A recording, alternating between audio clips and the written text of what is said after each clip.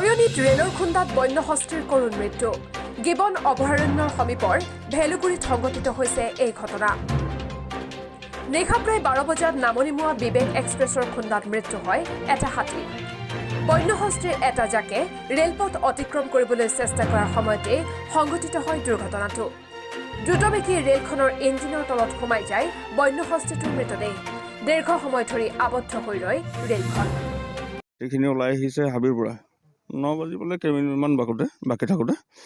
তেতিয়া আমি হাতীখিনি লগ পাইছিলোঁ 375/0 ওচৰত 375/0-375-1ৰ মাজত পাইছিলোঁ আমি তেতিয়া আমি আমাৰ গ্ৰুপ এটা আছে গ্ৰুপত দিলোঁ আমাৰ ৰেঞ্জৰ অফিচাৰসকলে সেইটো কণ্ট্ৰল ৰুমলৈ ফৰৱাৰ্ড কৰিলে হাতীটো প্ৰায় 300 মিটাৰমান চুচৰাই আনিছে ট্ৰেইনখন যথেষ্ট স্পীড হ'ব লাগিব ট্ৰেইনখন একে স্থানত হৈছে চিহ্ন ভিন্ন হৈছে আগৰবাৰ প্ৰায় 70 মিটাৰমান চুচৰাইছিলে এইবাৰ প্ৰায় 300 মিটাৰমান চুচৰাইছে আমিতো কণ্ট্ৰলত দিয়াৰ পিছত ট্ৰেইন শ্ল' কৰিব লাগে শ্ল'টো ইমান নাছিলে একদম আপোনাৰ কি হয় আমি যিটো পইণ্ট দিওঁ সেইটোতহে গৈ পেলাই শ্ল' কৰিবলৈ বিচাৰে মানে কিছুমান ড্ৰাইভাৰ একদম নেমানে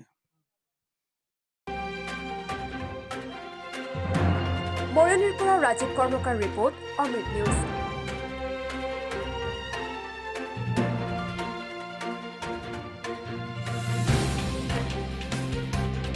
অমৃত প্ৰবাহ